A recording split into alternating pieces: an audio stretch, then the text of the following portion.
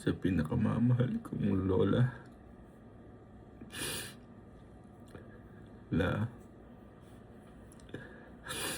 Salamat po na napakarami sa inyo.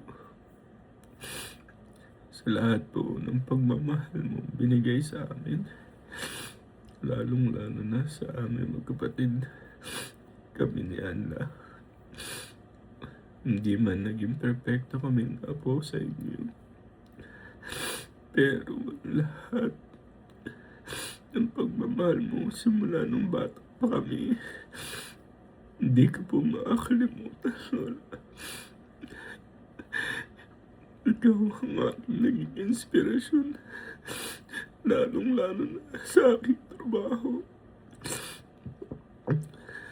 Sa pagluluto. Kaya lalo ko pang pinagbuti. Dahil alam ko, naging proud ka sa akin sa narating ko. Na masaya po rin ako dahil nakita mo mga anak ko. Pinangako ako sa inyo na magkikita kayo kahit mga sandaling araw, sandaling oras lang. Nakita mo mga anak ko. Yun na pala ang huli natin pagkikita. Mamimiss ko yung mga tawag mo.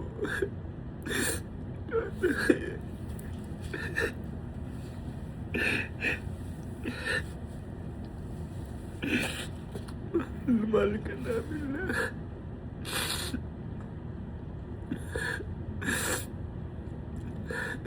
Ayun na lang ang babaunin ko, Lola.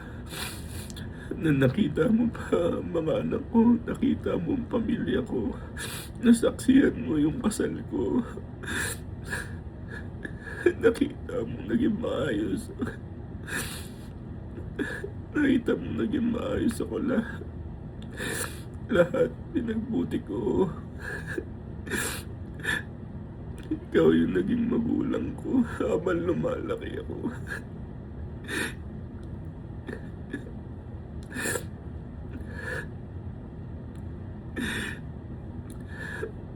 Lola, salamat po na napakarami sa inyo.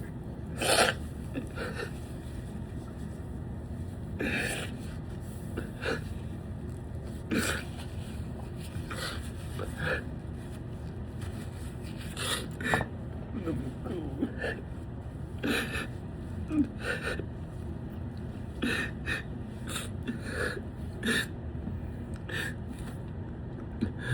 Pangako ko, habang lumalaki yung mga anak ko, ipapakilala kita. Sa kanila, lagi ko ipapakita ang mga litratong iniwan namin.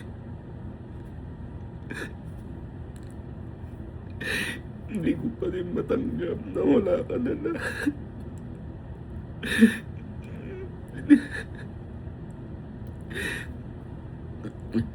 Tinitibayan ko lang ang aking sarili. Papakalakas ako para sa pamilya ko. Ayaw ko nang makita nilang mahina ako. Ikaw ang nagturo sa akin ng tough love lahat. Ikaw nagturo sa akin ng lahat. Lola ko, paalam. Masaya ka na. Hindi ka na maghihirap. Mamimiss ko yung tawag mo nang hihingi ka ng pangkasino mo lahat.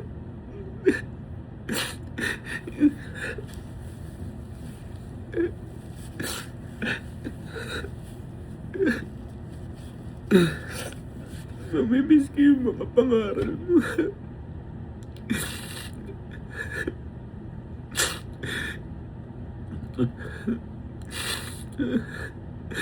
Alam ko naging masaya ka rin sa napangasawa ko. Nakikita mong mahal na rin ako at mga anak namin lahat. Salamat po, Lola.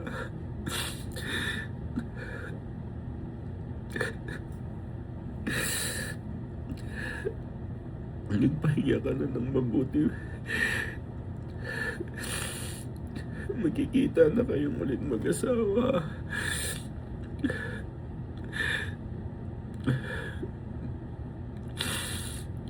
Salamat po pala.